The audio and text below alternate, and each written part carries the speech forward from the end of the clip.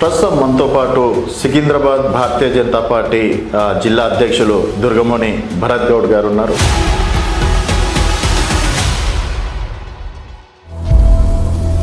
ఎట్లుందన్న party? Mayor seat కొట్టాలని కసితో ఉన్నారు. అందరూ కాన్ఫిడెన్స్ ఉన్నారు, చాలా కాన్ఫిడెన్స్ కసితో ఉన్నారు. 300 సీట్లు ఉన్నాయన్న ఇప్పుడు. అయితే జూబ్లీస్ కూడా మీ పరిధిలో ఉన్నాయి కదా, డిపాజిట్ కూడా రాలేదు హైదరాబాద్లో. అది గుర్తుంచుకొనే చెప్తున్నారు.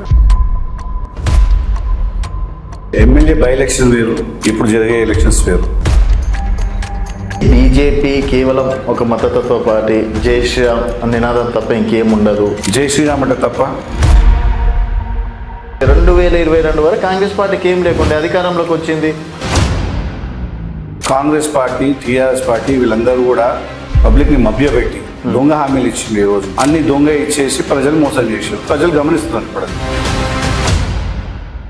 పర్సనల్గా మాట్లాడుకుంటాను, బీజేవైఎం రాష్ట్ర ప్రెసిడెంట్గా చేసి ఈరోజు ఒక జిల్లా ప్రెసిడెంట్గా చిన్న ఏజ్లో మీకు పెద్ద పెద్ద బాధ్యతలు చేయడం అనేది జరిగింది. సో దాని తగ్గట్టుగా భరత్ గౌడ్ న్యాయం చేస్తున్ననుకోవచ్చు. ఆ పార్టీ ఏదైతే ఉందో nation first, party next, self last అనే సిద్ధాంతం నమ్మటం ఉంది. దానికోసమే పనిచేస్తాం. నాకు ఇంకేం వేరే పని లేదు. ఇది తప్పితే నాన్నగారిని ఇదే నక్సలైట్ చంపిన తర్వాత ఎవరికైనా భయం ఉంటుంది. ఆల్రెడీ ఇంత పెద్ద ఇన్సిడెంట్ జరిగినాక అని చెప్పేసి ఎవరన్నా బ్యాక్ స్టెప్ వేస్తారు. ఎందుకు భరత్ అన్న వేయలేకపోయిండ్రు? మా కుటుంబంలో భయం అనేది లేదు. మా నాన్న చంపితే తెలుసు చాలా మందికి. అంతకుముందు నాన్సలైట్ అట్లేదు. ఒకసారి ఎస్ఎఫ్ఐ ఆయన స్టూడెంట్లు ఉన్నప్పుడు ఎస్ఎఫ్ఐ కత్తిపోటరు, పాకిస్తాన్ సీక్రెట్ ఏజెంట్. అప్పుడు ఇక్కడున్న యూత్ని తీసుకుపోయి అక్కడ ట్రైనింగ్ ఇచ్చేవారు. అస్గర్ అనే టీం ఉండే, వాళ్ళు ఇక్కడ నుంచి పోయి ట్రైనింగ్ తీసుకొని వచ్చి ఆ టీము ఎక్కడ కూడా భయపడలేదు. మీకు ఎప్పుడు రాలేనా బెదిరింపు కాల్స్? వచ్చినాయి, చాలా వచ్చినాయి. నేను బీజేపీ అధ్యక్షుడు వచ్చినప్పుడు వచ్చినాయి. నేను చనిపోతానికి సిద్ధంగా ఉన్న పార్టీ కోసము.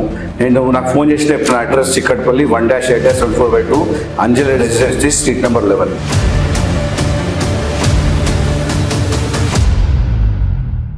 వెల్కమ్ టు తెలంగాణ వెలుగు. నేను మీ రాజు. ప్రస్తుతం మనతో పాటు సికింద్రాబాద్ భారతీయ జనతా పార్టీ జిల్లా అధ్యక్షులు గుండగోని భరత్ గౌడ్ గారు ఉన్నారు. నమస్తే భరత్ అన్న. నమస్తే. బాగున్నారా? బాగుంది. అంత క్షేమమేనా? ఎట్లుందన్న పార్టీ? చాలా బాగుంది. బీజేపీ చాలా అంటే చాలా బాగుంది. దాంట్లో అయితే నో డౌట్ కదా? No doubt. సో ఎట్లుందన్న అధ్యక్షుడిగా పదవి?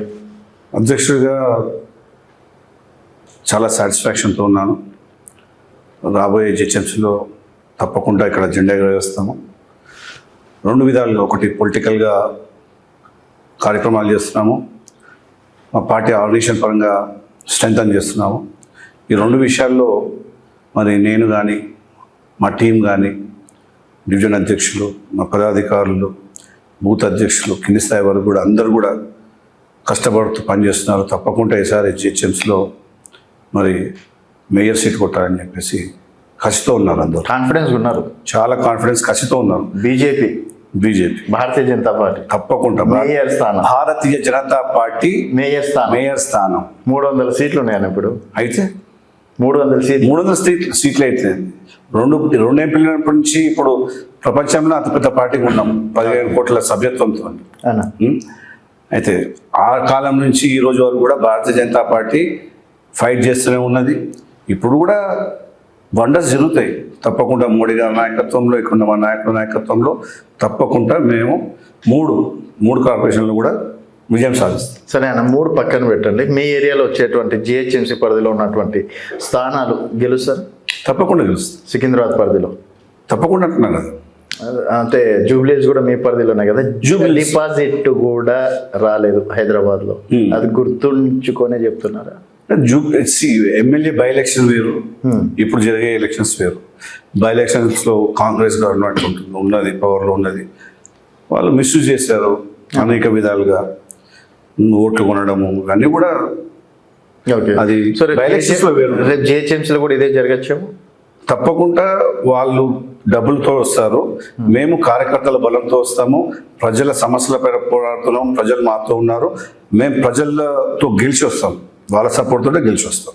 ఆ విషయంలో అయితే no doubt. No doubt. So అంటే ఏది బీజేపీ కేవలం ఒక మతతత్వ పార్టీ, జై శ్రీరామ్ నినాదం తప్ప ఇంకేం ఉండదు, బీజేపీ డెవలప్మెంట్ విషయంలో ఏముండదు అని ఇక్కడ నాయకులు చెప్తున్నటువంటి మాట. జై శ్రీరామ్ అంటే తప్ప? జై శ్రీరామ్ అంటే రాముడు అందరు అంటే దేవుడు. మనం రాజకీయ పదవిలో ఉండేసి కేవలం ఒక మతాన్ని ప్రోత్సహించడం తప్పు కదా. ఎక్కడ నేను అక్కడికే వస్తున్నాను. జై శ్రీరామ్ అంటాం, తప్పకుండా జై శ్రీరామ్ అంటాం, ఎందుకంటే ఆయన మా భగవంతుడు. బట్ డెవలప్మెంట్ వైజ్ చూసుకుంటే దేశం మొత్తంలో ఈరోజు మోడీ గారు ఎప్పుడైతే 11 సంవత్సరాలు ప్రధానమంత్రి ఉండబట్టి, సో సంక్షేమ పథకాలు, అభివృద్ధి కార్యక్రమాలతో ముందుకు దూసుకోబోతున్నారు. అంత్యోదయ సిద్ధాంతం మా పార్టీది. అంటే weakest of the weakest sections కూడా ఏదైతే గవర్నమెంట్ ఫలాలు ఉన్నాయో అవి అందించాలి. ఓకే. ఈరోజు అంత్యోదయ అనేది మొత్తం భారతదేశంలో ఈరోజు ఫ్రీగా రేషన్ ఇస్తున్నారు.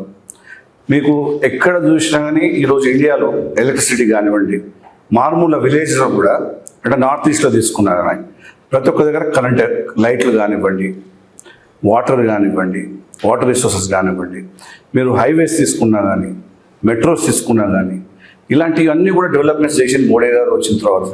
ఓకే. అంటే తెలంగాణ విషయంలో మాత్రం ఇక్కడ 8 మంది ఎమ్మెల్యేలను గెలిపించి వేస్ట్, ఇక్కడ 8 మంది ఎంపీలను గెలిపించి వేస్ట్ అని మొన్న అసెంబ్లీలో కూడా చాలా సందర్భాల్లో చెప్పినటువంటి మాట. సో అసలు ఇక్కడ ఉన్నటువంటి ఎమ్మెల్యేలు ఎంపీలతో న్యాయ పైసలు అంటే లాభం లేదా తెలంగాణకి? ఎట్లా మీరు ఇప్పుడు 8 మంది ఎమ్మెల్యేలు, 8 మంది ఎంపీలు, రేపు 88 అవుతారు, ఇక్కడ 88 అవుతారు. తప్పకుండా అసెంబ్లీలో మేము మా సత్తా చాటుతాం. అదే డెవలప్మెంట్ విషయానికి వస్తే ఇదే సికింద్రాబాద్ అని చెప్తున్నాం. సికింద్రాబాద్లో కిషన్ రెడ్డి గారు కేంద్ర మంత్రివర్గంగా ఉన్నారు. మరి ఈరోజు మనకు బేగంపేట ఎయిర్పోర్ట్ తీసుకోండి, అది అభివృద్ధి ఎట్లా జరిగింది, ఎయిర్పోర్ట్ రైల్వే స్టేషన్ ఒక ఎయిర్పోర్ట్ లెక్క వాళ్ళు నిర్మించడం జరిగింది. తర్వాత సికింద్రాబాద్లో ఉన్న రైల్వే స్టేషన్ తీసుకోండి, నాంపల్లి ఉన్న రైల్వే స్టేషన్ తీసుకోండి. ఎంపీ ల్యాడ్స్ తోటి కిషన్ రెడ్డి గారు ఎన్ని అంగన్వాడీకి సంబంధించిన స్కూల్కి వాళ్ళకి అక్కడ స్టేషనరీ కానివ్వండి, పిల్లలకు కిట్స్ బ్యాగ్స్ కానివ్వండి, అలాగే అక్కడ వసతులు అవన్నీ కిషన్ రెడ్డి గారు ఎంపీ ల్యాడ్స్ ద్వారా జరిగినాయి. అలాగే ఓపెన్ జిమ్స్ కానివ్వండి, కమ్యూనిటీ హాల్ కానివ్వండి, ఇవన్నీ ఏంటంటే ఇక్కడ ఉన్న కాంగ్రెస్ ప్రచారం చేయదు, మెయిన్ స్ట్రీమ్ మీడియాలో రాదు. నేను స్వయంగా వాటితో తిరుగుతున్న వాటికి ఈరోజు తెలుస్తుంది, నేను చెప్పగలుగుతాను, గర్వంగా చెప్పగలుగుతాను. సో డెవలప్మెంట్ యాక్టివిటీస్తో పాటు రాబోయే రోజుల్లో పార్టీ స్ట్రెంథన్ చేసి ఇక్కడ కూడా గవర్నమెంట్ వచ్చే విధంగా మా కార్యాచరణ ఉంది. ఓకే అన్న. అండ్ మీ గురించి పర్సనల్గా మాట్లాడుకుంటే అన్న, బీజేవైఎం రాష్ట్ర ప్రెసిడెంట్గా చేసి ఈరోజు ఒక జిల్లా ప్రెసిడెంట్గా చిన్న ఏజ్లో మీకు పెద్ద పెద్ద బాధ్యతలు చేయడం అనేది జరిగింది.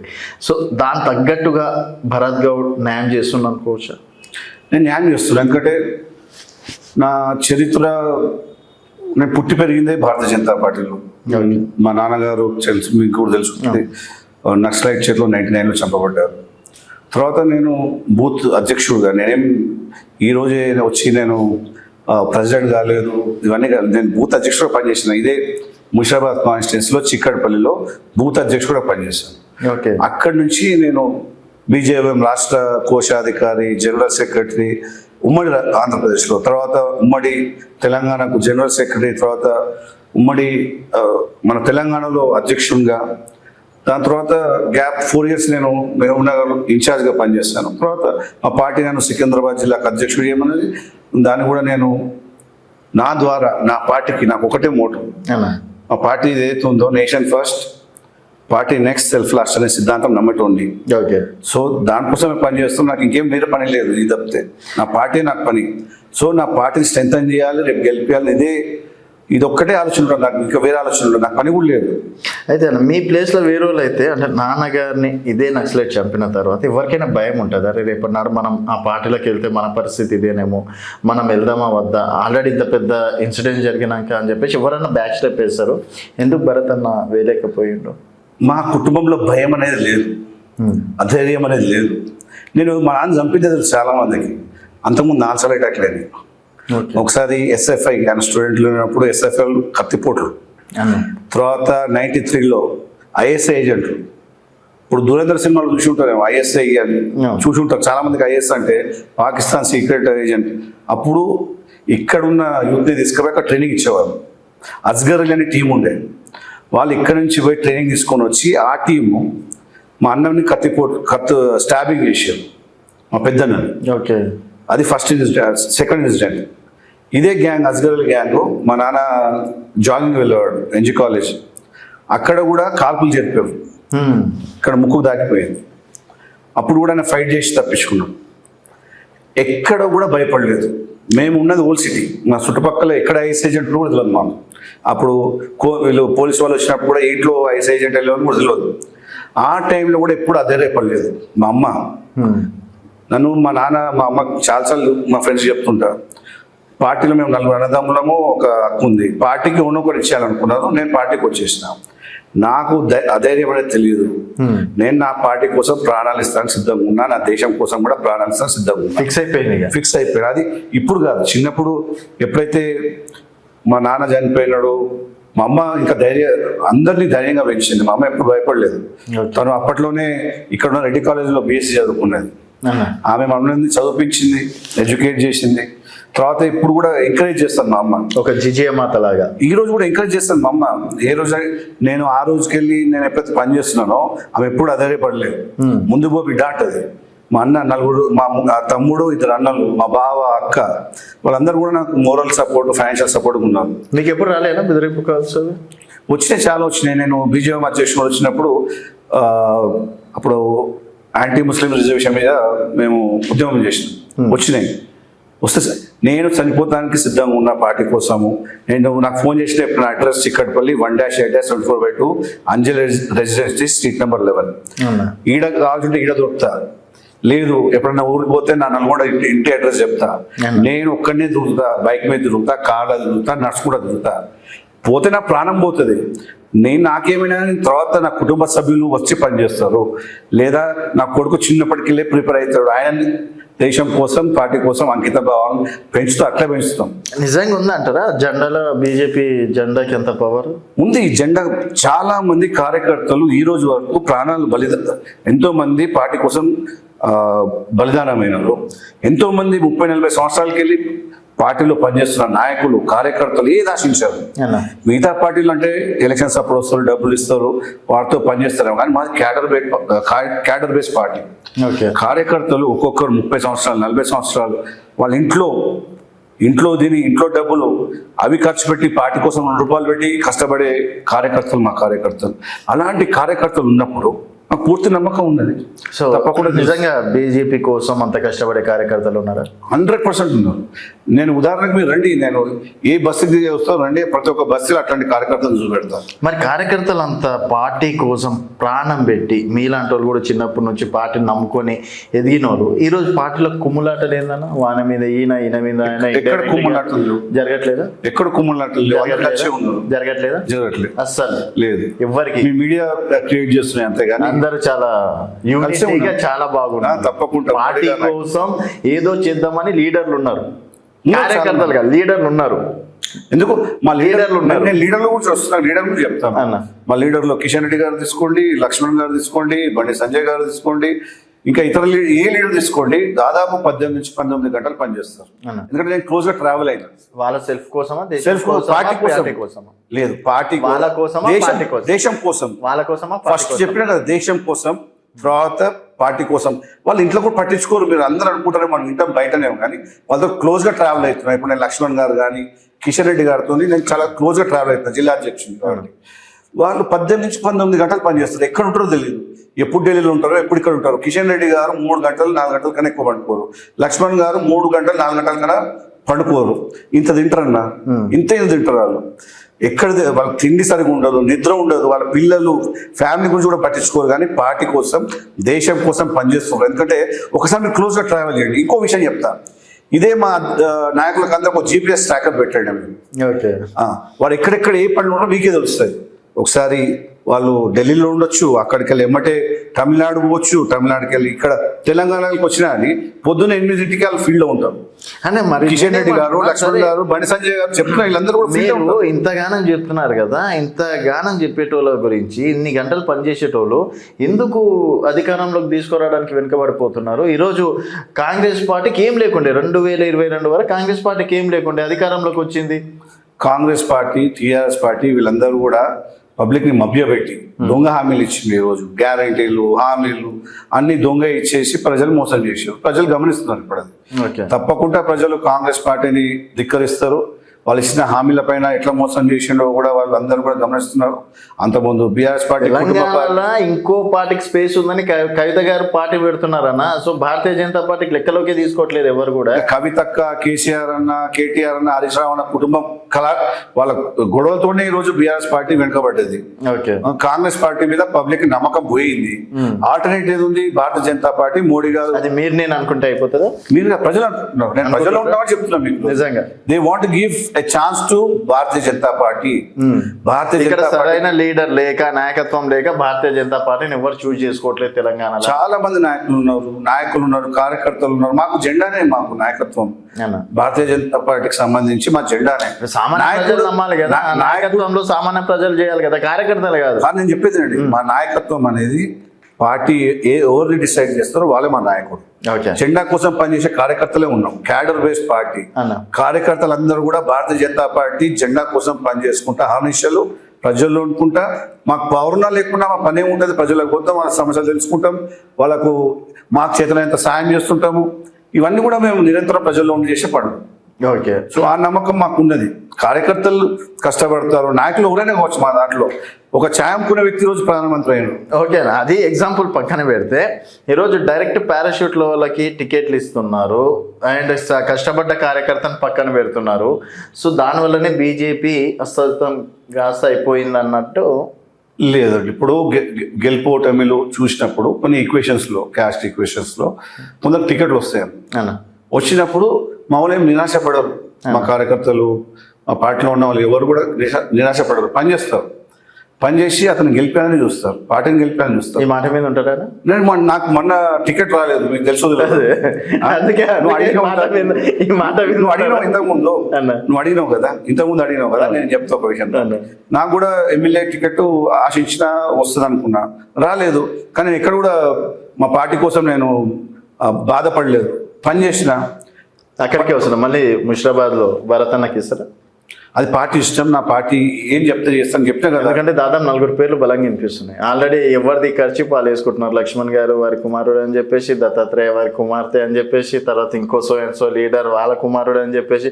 అంటే వారసత్వ రాజకీయాలకు వస్తుందా, లేకపోతే పార్టీలో కష్టపడి బూత్ లెవెల్ నుంచి కష్టపడ్డటువంటి కార్యకర్తకి ఇస్తారా, వేరే వాళ్ళకి ఇస్తారా? అది మా పార్టీ ఇష్టం. పార్టీ ఏం చెప్తే అది మేము శిరస్సు ఉంచి ఎవరికి వచ్చినా పనిచేస్తాము.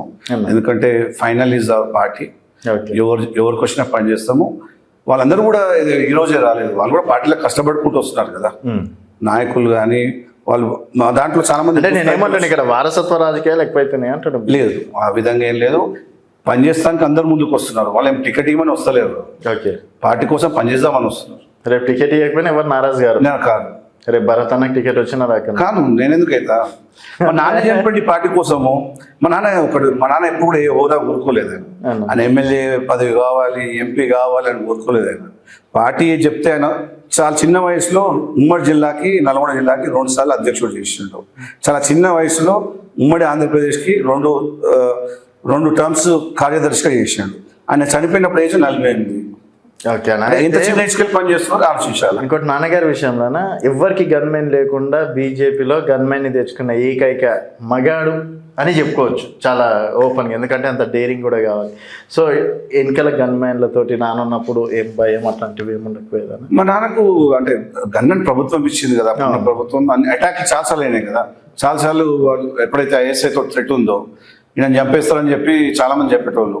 అక్కడ మేము ఉన్న ప్లేస్ కూడా ఖాళీ చేసి వెళ్ళిపోవాలనేది. మేము ఎందుకు భయపడేది? మేము పుట్టి పెరిగింది అక్కడ, ఎందుకు భయపడాలని చెప్పి ఎప్పుడు మా నాన్న భయపడలే, మేము కూడా భయపడలే. నేను ఇక్కడ చదువుకుంటున్నాను. నా బేసికల్గా మా అమ్మది హైదరాబాద్, మా అమ్మ వాళ్ళది, మా తాత అమ్మ వాళ్ళ నాన్న అనుకుంటుంటే నేను నా చదువు అంటే మా నాన్న నేను బోర్డింగ్ స్కూల్లో ఉంటాను. బోర్డింగ్ స్కూల్కి వెళ్ళి తర్వాత నా చదువు అంతా కూడా ఇక్కడనే ఉంది కాబట్టి ఆ విధంగా ఇక్కడ నేను ఉన్నప్పుడు కూడా నాకు ఫోన్ కాల్స్ వస్తున్నప్పుడు భయం అయింది. నైట్ వస్తే డేలో వచ్చింది.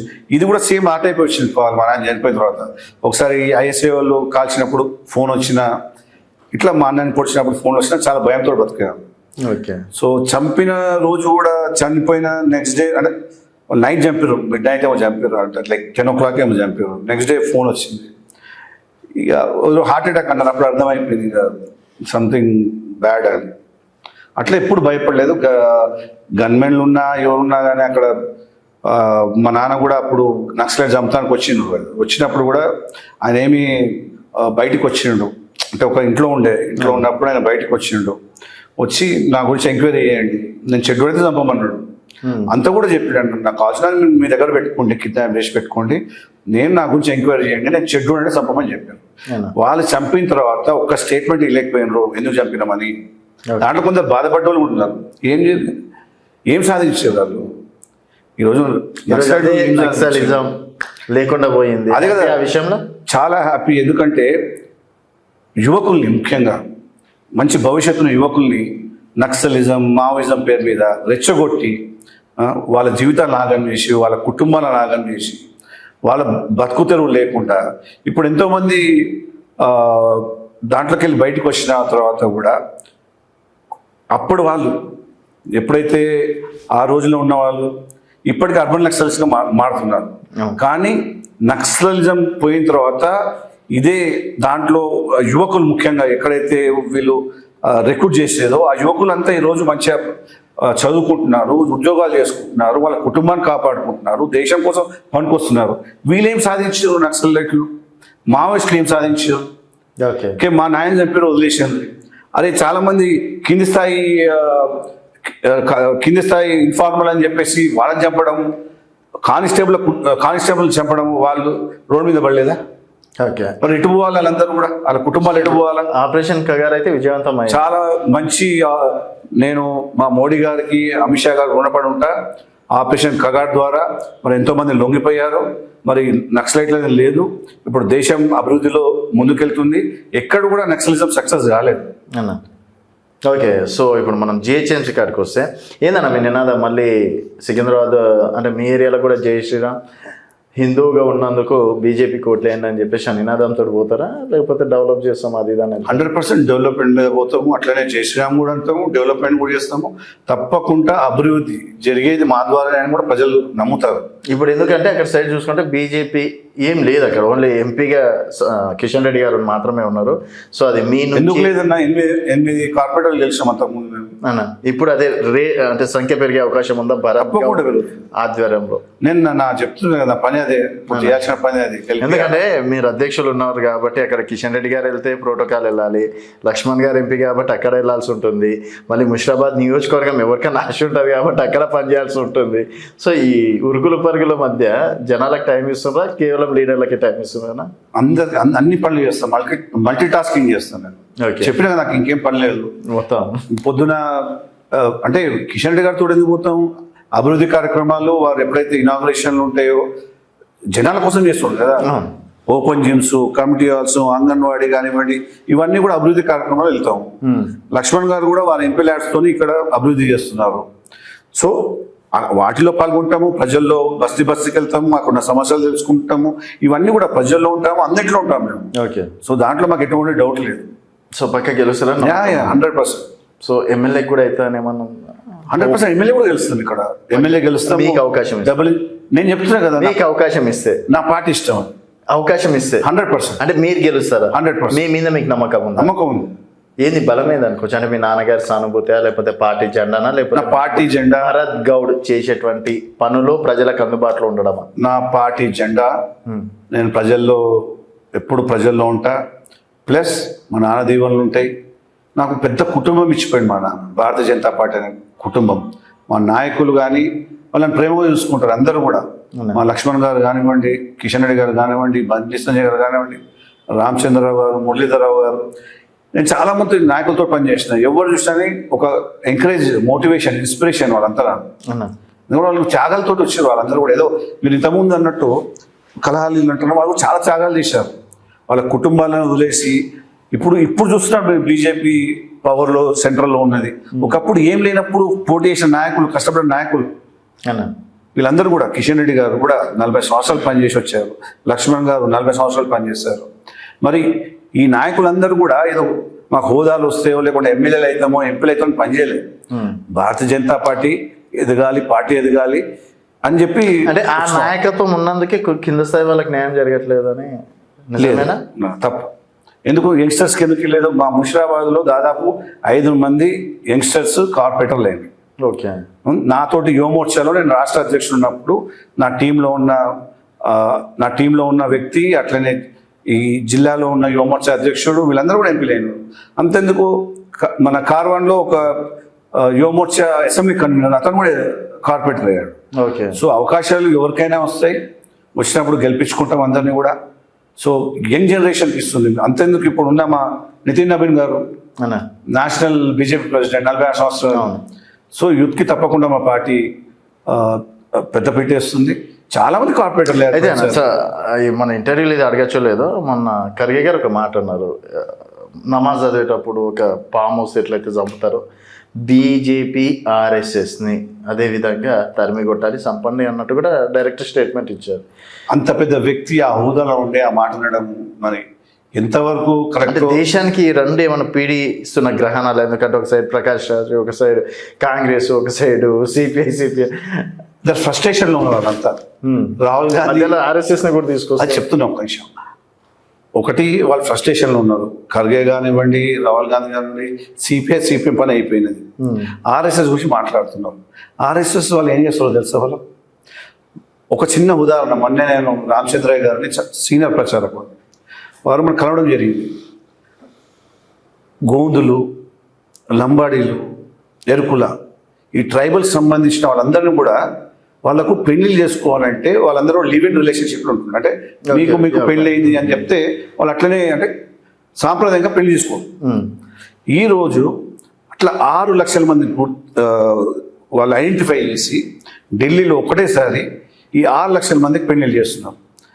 ఎందుకంటే వాళ్ళకు డబ్బులు లేవు, వాళ్ళ దగ్గర డబ్బులు లేవు. అంటే ఈ type of service oriented RSS. Okay. ట్రైబల్స్ని కానివ్వండి, ప్రతి ఒక్క సెక్షన్లో ఆర్ఎస్ఎస్ వాళ్ళు వెళ్తారు. వెళ్ళి వాళ్ళ ప్రచారకులు అండి, వాళ్ళ ఇల్లులు అన్నీ వదిలేసి దేశం కోసం పనిచేసే వ్యక్తులు వాళ్ళు. వాళ్ళ గురించి అలా మాట్లాడడం తప్పు కదా. ఓకే. భారతీయ జనతా పార్టీ ఏం చేసింది అంటే వికసిత్ భారత్ చేయాలని మోడీ గారు కోరుకోవడం తప్ప. అలాగే మోడీ గారు ఈరోజు ప్రపంచంలో విశ్వగురుగా మొత్తం ఏ దేశం పోయినా అని ఈరోజు భారతదేశాన్ని ఆహ్వానిస్తున్నారు. ఇంతకుముందు నా ఫ్రెండ్స్ ఉన్నారు అమెరికాలో కానీ ఆడ కానీ, వాళ్ళు ఏం చెప్పేది, అదే మనని సెకండ్ రేటెడ్ సిటిజన్గా చూసేవాళ్ళు అనేది. ఈరోజు ఇండియన్ అంటే, భారతీయుడు అంటే గౌరవిస్తున్నారు. ఓకే. మోడీ గారు వచ్చిన తర్వాత గౌరవిస్తున్నారు. రెడ్ కార్పెట్ వేసి మోడీ గారికి ఆహ్వానిస్తున్నారు. కొందరేమో ఈజ్ మై బాస్ అంటున్నారు, కొందరు ఈజ్ మై లీడర్ అంటున్నారు. మరి ఇవన్నీ మార్పులు మనం గమనించాలి కదా. భయపడుతున్నాయి. భద్రత కూడా ఈరోజు పాకిస్తాన్ ఒకప్పుడు ఈ కాంగ్రెస్ ప్రభుత్వం అప్పుడు ఏముండే, వాళ్ళు వచ్చి మనం చంపేది, మనం చనిపోయేవాళ్ళం. ఈరోజు మనం ఒక్క టచ్ చేస్తే వాడు భూభాగం లేకుండా పోతుందనే భయం ఉన్నది. ఇటు చైనావని భయం ఉన్నది. అంటే ఇంత మంచి చేస్తుంటే మీరు వీళ్ళ ప్రజలకు తెలుస్తుంది. చంపమంటే ఖర్గే గారి గురించి ఏం చెప్తాం ఆయన అంటే they really mentally frustrated. First doctor చూపెట్టుకుంటే బెటర్.